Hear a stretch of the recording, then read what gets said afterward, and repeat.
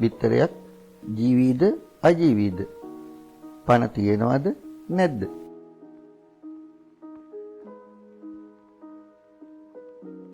දහය ශ්‍රේණිය ජීවීන්ගේ ලාක්ෂණික.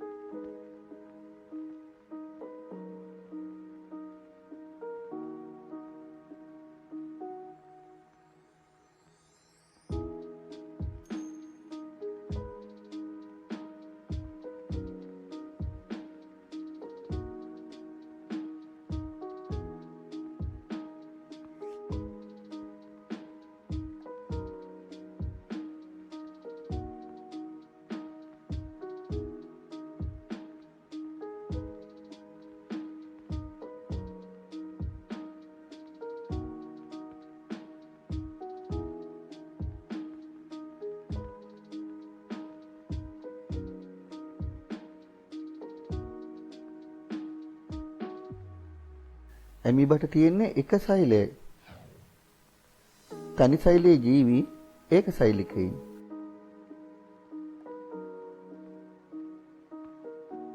බලන්න ඒක සෛලිකයින්.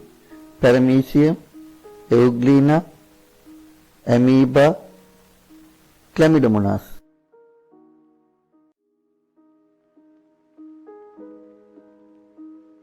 තනි සෛලය ප්ලාස්මා පටලයකින් වට වෙලා තියෙනවා. සෛල ප්ලාස්මය තුල ඉන්ද්‍රිකා ගිලිලා තියෙනවා.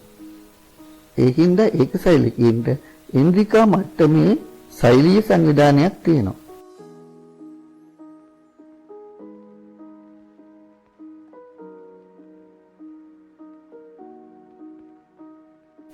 පිරිමිසා ගැහැණු ජන්මාණු එකතු වෙලා හැදෙන තනි සෛලයේ යුක්තාණුව. මේ යුක්තාණුව සෛල වලට බෙදිලා බහුසෛලික ජීවියෙක් ඇති වෙන්නේ.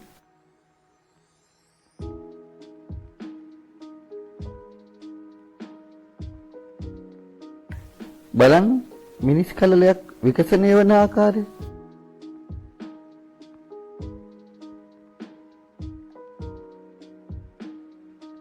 ශාකයක් වර්ධනය වෙමින් විකසනය වෙන්නේ මෙහෙමයි.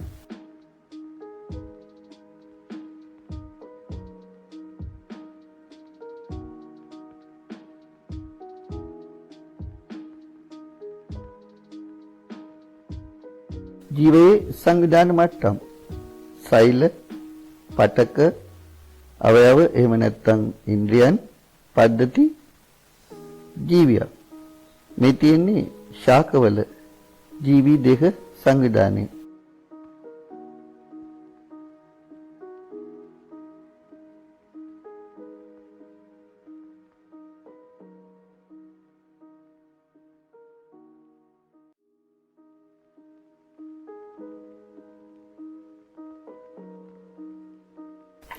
ජීවීන්ගේ ව්‍යුහමය හා කෘත්‍යමය ඒකකය සෛලය.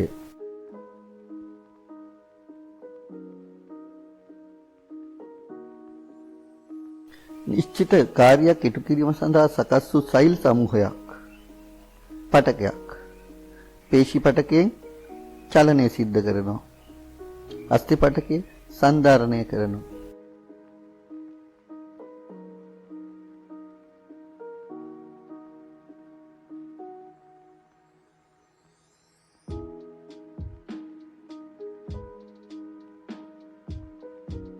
පටක එකතු වෙලා අවයව හැදෙනවා.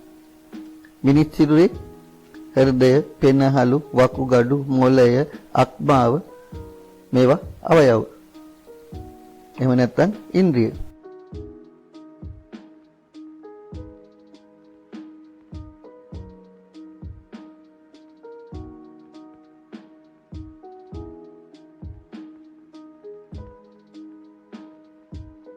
පත්‍ර, පුෂ්ප, ඵල, බීජ, කඳ, මුල්, අංකුර මේවා ශාකවල අවයව.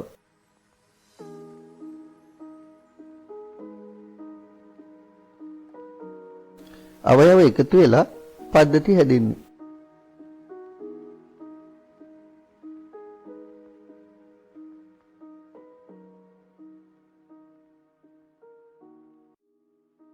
ශාකවල පොළවෙන් ඉහළට වැඩෙන්නේ ප්‍රරෝහ පද්ධතිය. භූගතව තියෙන්නේ මූල පද්ධතිය.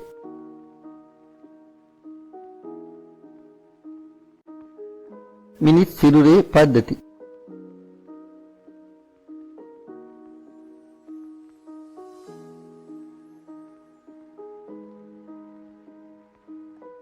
ජීවය පවත්වා ගන්න ශක්තිය හා ද්‍රව්‍ය ලබා ගැනීමේ ක්‍රියාවලිය පෝෂණය.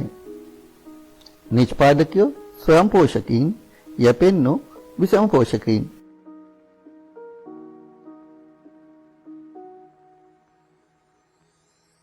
ශාක ආහාර නිෂ්පාදනය කරන ස්වයං පෝෂකයින්.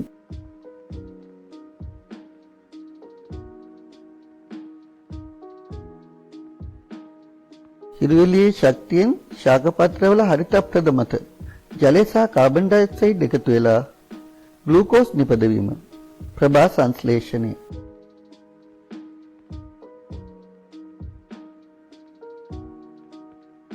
ප්‍රභා සංශ්ලේෂණ සමීකරණය අමුද්‍රව්‍ය ජලය කාබන් ඩයොක්සයිඩ්. ප්‍රධාන ඵලය ග්ලූකෝස්, අතුරු ඵලය ඔක්සිජන්.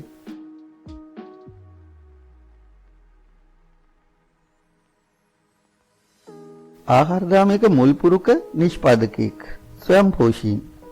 අනෙක් සියලුම පුරුක්වල ඉන්නේ යැපෙන්නෝ විෂම පෝෂීන්.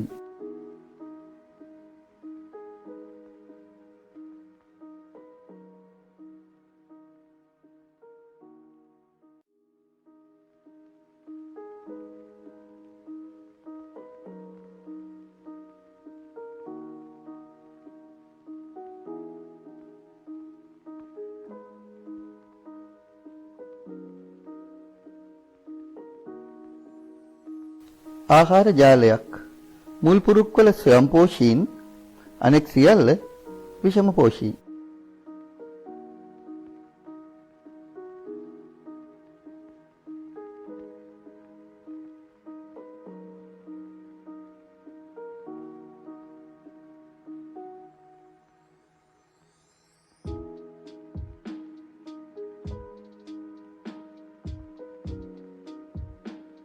සෛල තුල ග්ලූකෝස් ඔක්සිජන් සමග දහනය වෙලා ශක්තිය නිපදවීමේ ක්‍රියාවලිය ශ්වසනය.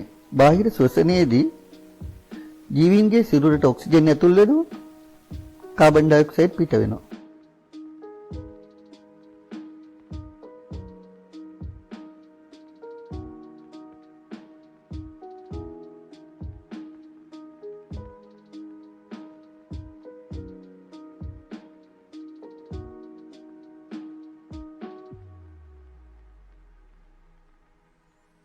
මේ බඳුන් පහක ඇටෝම යොදාගන්නේ ජීවීන්ගේ ශ්වසනයේදී කාබන් ඩයොක්සයිඩ් පිටවන බව පෙන්වන්න. ඇටෝම තුලින් වාතය ගමන් කරන මාර්ගය බලන්න.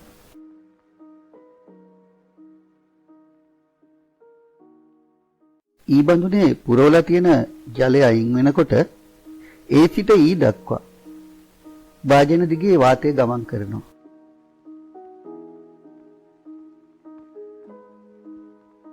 ඒ භාජනයේට පොටෑසියම් හයිඩ්‍රොක්සයිඩ් දාලා තියෙන්නේ ඇතුල් වෙන වාතයේ කාබන් ඩයොක්සයිඩ් උරා ගන්න.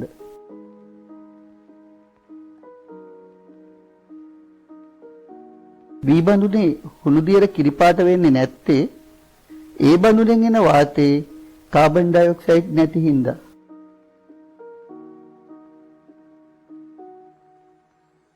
බී වලින් එන වාතය හුස්ම ගන්න මැඩියෝ පිට කරන වාතය යන්නේ දී භාජනයට.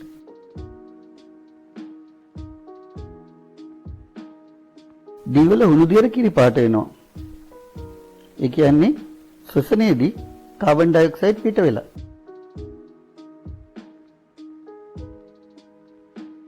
ගෙම්බෝ නැතුව මේ ඇටෝම සකස් කරලා තියෙන්නේ පාලක පරීක්ෂණයක් විදියට.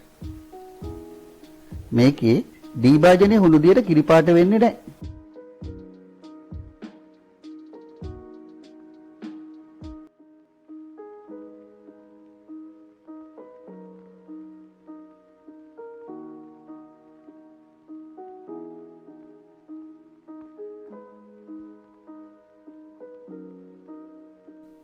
බලන්න දැල්ල නිවෙනකොට වීදුරුවෙන් පහෙන් එකක් ජලය පිරෙනවා. දැල්ල දහනයට අවශ්‍ය වෙන්නේ ඔක්සිජන්. ඒ කියන්නේ වාතයෙන් පහෙන් එකක් ඔක්සිජන් තියෙන්නේ.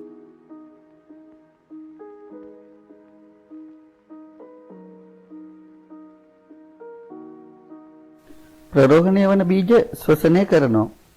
ෆ්ලාස්කුවට පොටෑසියම් හයිඩ්‍රොක්සයිඩ් දාලා තියෙන්නේ. පිටවන කාබන් ඩයොක්සයිඩ් අවශෝෂණය කරගන්න.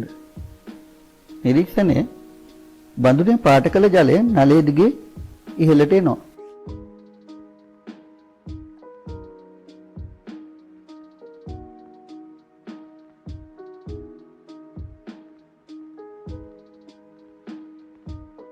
පහෙන් එකක් පමණ වාතය ඉවත් වන නිසා බීජ ශ්වසනයේදී ඔක්සිජන් උරාගත්තා කියලා හිතන්න පුළුවන්.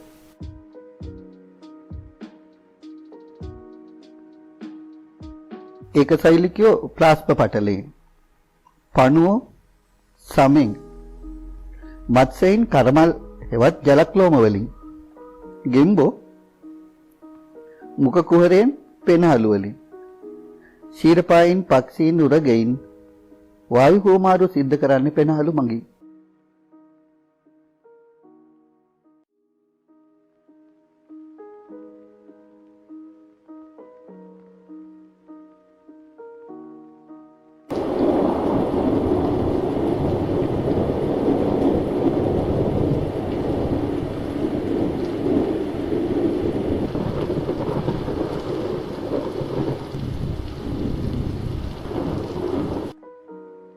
උත්තේජවලට ප්‍රතිචාර දැක්වීමේ හැකියාව උද්දීප්තතාවය.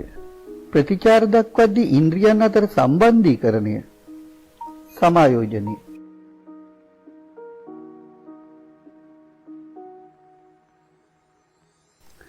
සංවේදී ඉන්ද්‍රියන් සක්‍රිය කරන බාහිර පරිසරයේ සිදුවන වෙනස් වීම.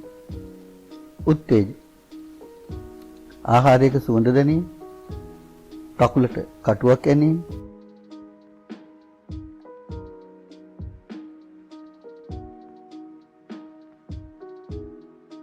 ආහාර සුවඳ දැනෙනකොට කටට කෙලවුනනවා. මේ වගේ උත්තේජ වලට සිරුරෙන් දක්වන ප්‍රතික්‍රියා ප්‍රතිචාර.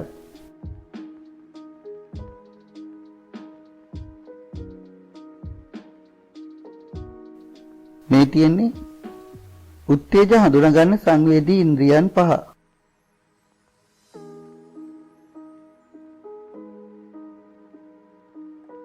උත්තේජයේ ස්පර්ශය, ප්‍රතිචාරය නිදි කුම්භා පත්‍රය හැකිලීම.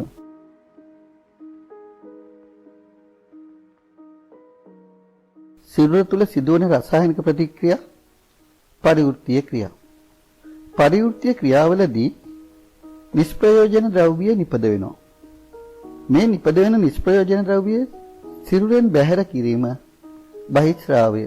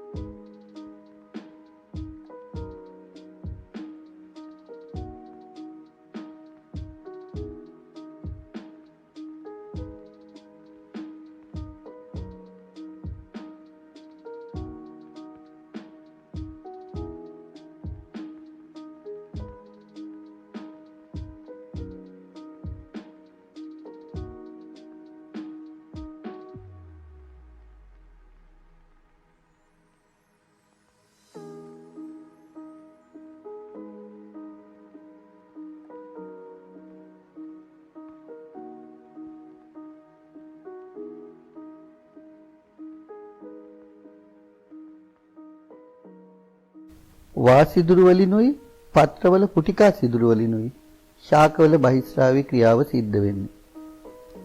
ශාක ශ්වසනයේදී කාබන් ඩයොක්සයිඩ් පිට කරනවා, ප්‍රභා සංශ්ලේෂණයේදී ඔක්සිජන් පිට කරනවා.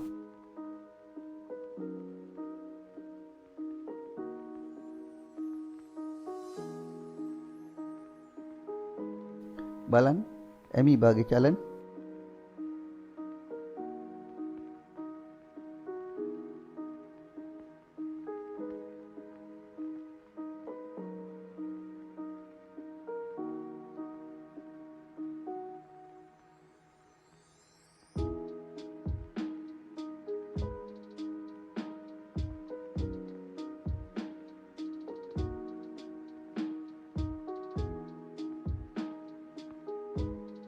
සම්පූර්ණ දේහය හෝ දේහයේ කොටසක් පිහිටීම වෙනස් කරනවා නම්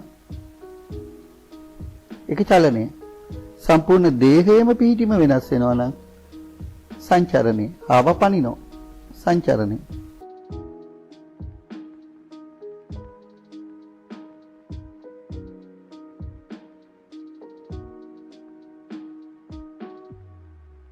ජනේලයක් ළඟ මල් පෝච්චියක් තියන්නේ. ශාකය හැරෙන්නේ ජනේලයේ පැත්තට. උත්තේජ ආලෝකය.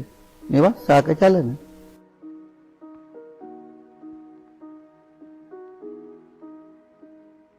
ඇමීබා ව්‍යාජපාද.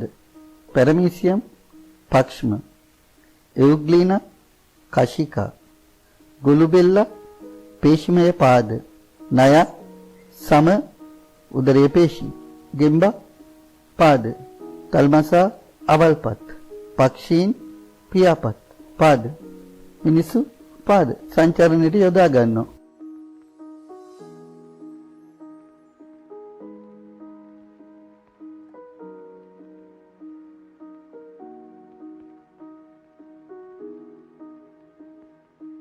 සෛල විශාල වෙලා බෙදිලා විශේෂණය වෙන එක තමයි වර්ධනය හා විකසනය.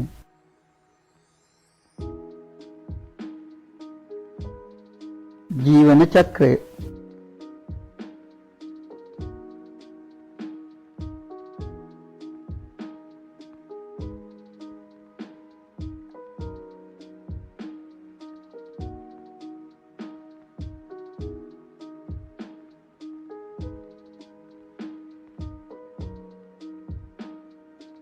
වර්ධනයේයි විකසනයේයි ප්‍රධාන පියවර තුනක් තියෙනවා. පළවෙනි එක තමයි ප්‍රත්‍යාවර්ත නොවන පරිදි සෛල ප්‍රමාණයෙන් විශාල වීම. ප්‍රත්‍යාවර්ත නොවන පරිදි කියන්නේ ආය පුංචි වෙන්නේ නැහැ. දිගින් දිගටම විශාල වෙනවා. ඊට පස්සේ සෛල බෙදිලා සංඛ්‍යාව වැඩි කර ගන්නවා. ඊට පස්සේ යම් කාර්යයන් සඳහා සෛල විශේෂණය වෙනවා.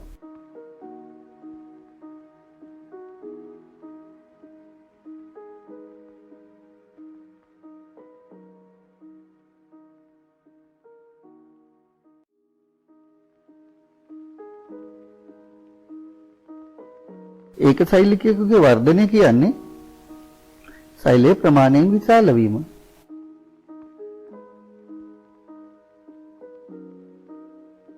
වෘද්ධිමානය ශාකයක වර්ධනය එහෙම නැත්නම් උසෙන් වැඩි වෙන එක මැනගන්න පුළුවන්.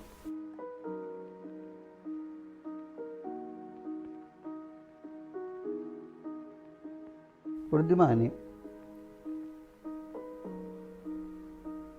දර්ශකය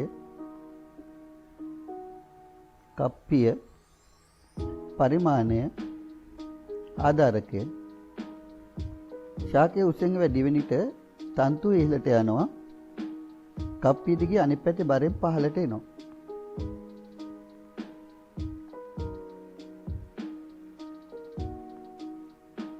එතකොට පරිමාණයේ දිගේ දර්ශකය පහළට එනවා. උස වැඩි වෙච්ච ප්‍රමාණය මැනගන්න පුළුවන්.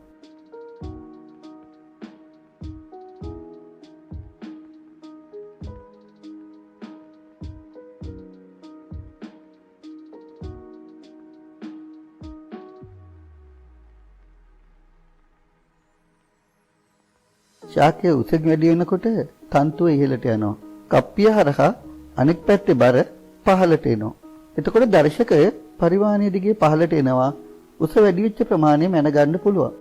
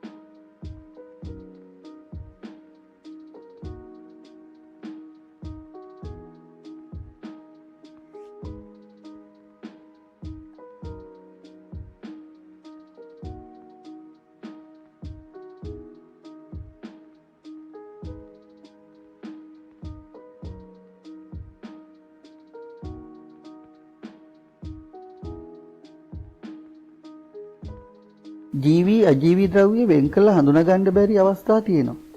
යීස්ට් සාමාන්‍යයෙන් වෙළඳපොලේ තියෙන්නේ කුඩු විදියට. ඒත් සීනි ද්‍රාවණයකට දැම්මොත් මේ වගේ සෛල බෙදි බෙදි වර්ධනය වෙනවා.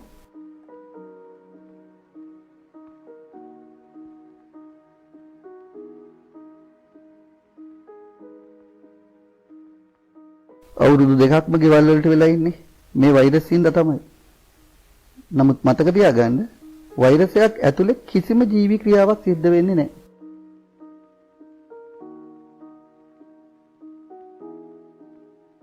වෛරස් එක තියෙන එකම ජීවි ලක්ෂණය සජීවී සෛලයක් තුළට ඇතුල් වෙලා සෛල බෙදී ගුණණය වීම.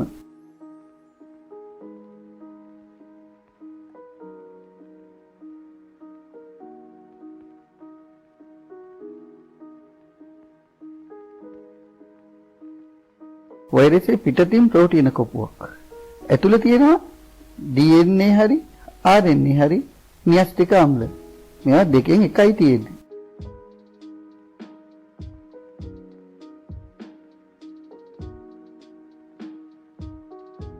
මිනිස්සුන්ට හැදෙන වෛරස් රෝග අංක 1 කොරෝනා COVID-19.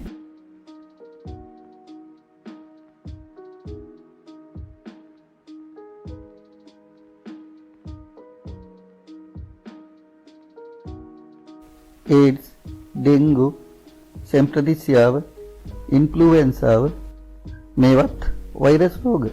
පැපොල, සරම්ප, කම්බුල් ගෙඩි.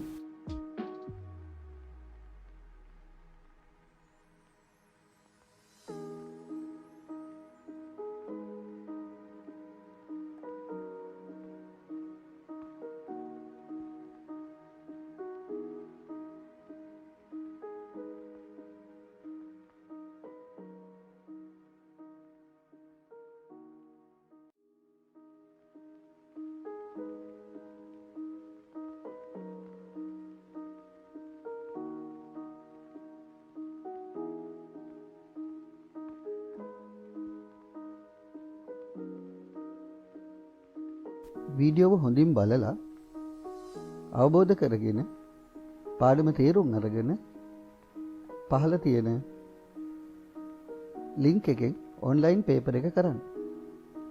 තවමත් channel එක subscribe කරලා නැත්නම් subscribe කරන්න.